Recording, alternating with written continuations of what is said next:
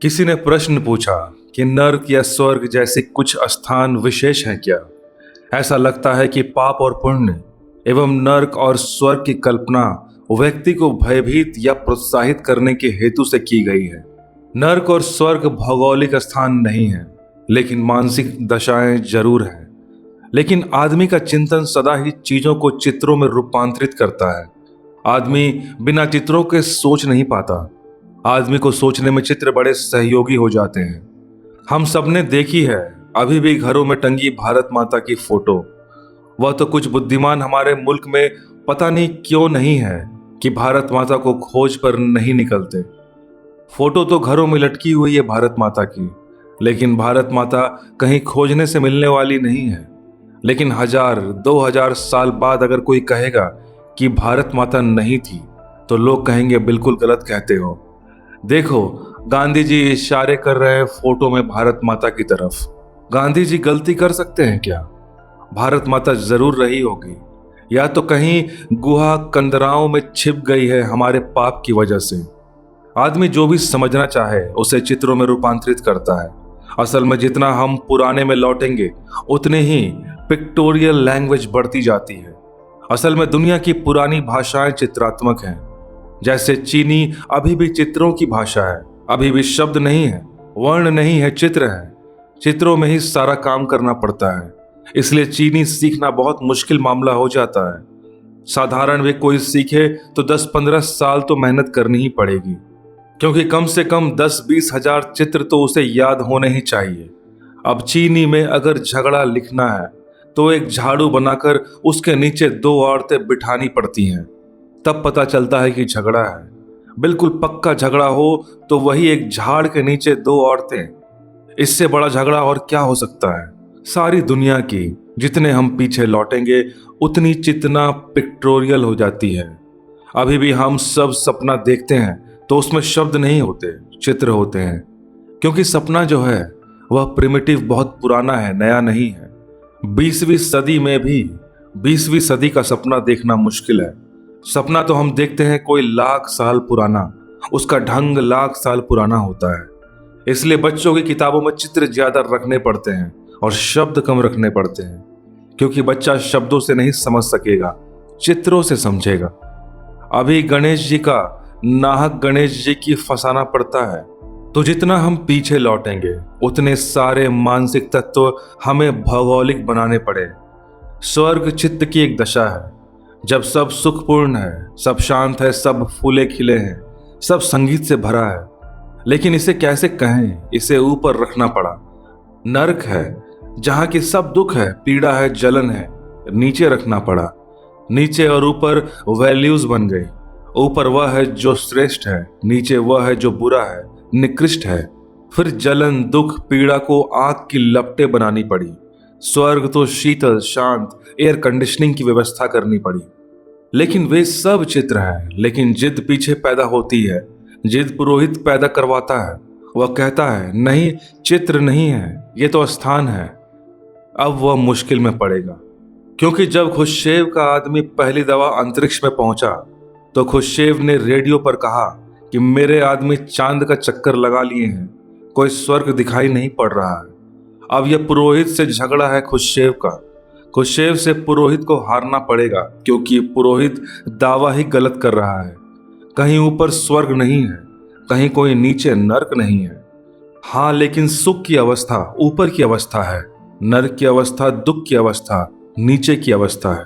और यह नीचे ऊपर को इतना भौगोलिक बनाने के कारण है। जब आप सुखी होंगे तब आपको लगेगा जैसे आप जमीन से ऊपर उठ गए हैं, और जब आप दुखी होंगे तो ऐसा लगेगा कि जमीन में गड़ गए हैं।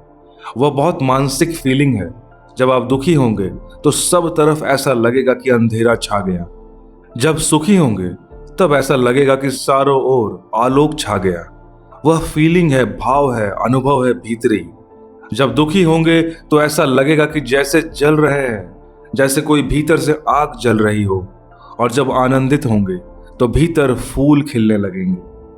वे भीतरी भाव है, लेकिन कवि उनको कैसे बनाए, चित्रकार उनको कैसे समझाए, धर्मगुरु उन्हें कैसे लोगों के सामने उपस्थित करे। तो उसने बनाया उनका चित्र। तो ऊपर गया स्वर्ग, नीचे गया नर्क। लेकिन अब वह भाषा बेमानी हो गई। अब आदमी उस भाषा के पार चला गया। भाषा बदलनी पड़ेगी। तो मैं कहता हूं, जियोग्राफिकल नहीं है, भौगोलिक नहीं है, साइकोलॉजिकल है स्वर्ग और नर्क। और ऐसा भी नहीं है कि आप मरकर स्वर्ग चले जाएंगे और नर्क चले जाएंगे। आप 24 घंटे में कई बार स्वर्ग और नर्क में यात्रा करते रहते हैं। ऐसा नहीं है कोई कि इकट्ठा एक दफा होलसेल, बिल्कुल फुटकर मामला है। 24 घंटे का काम है। जब आप क्रोध में होते हैं तो फौरन नर्क में होते हैं। जब आप प्रेम में होते हैं तो स्वर्ग में उठ जाते हैं। पूरे वक्त आपका मन नीचे ऊपर हो रहा है। पूरे वक्त आप सीढ़ियां उतर रहे हैं, अंधेरे की और आलोक की। ऐसा कोई इकट्ठा नहीं है। लेकिन जो आदमी जिंदगी भर नर्क में ही गुजारता हो, उसके आगे की यात्रा भी अंधेरे की तरफ ही हो रही है। यह अर्जुन बेचारा सारी दुनिया को बचाने के लिए आत्माएं स्वर्ग जाएं, इसके लिए उनके बेटे पिंडदान करें, इसलिए कोई विधवा ना हो जाए, इसलिए वर्ण संकरता ना फैल जाए, विनाश ना हो जाए, इतने बड़े उपद्रव के लिए यह आदमी सिर्फ भागना चाहता है। इतनी सी छोटी बात कि कृष्ण आज्ञा दे दे। इसमें भी वह चाह रहा है कि कृष्ण कह दें कि अर्जुन तू बिल्कुल ठीक कहता है, ताकि कल जिम्मेवारी उसकी अपनी न रह जाए।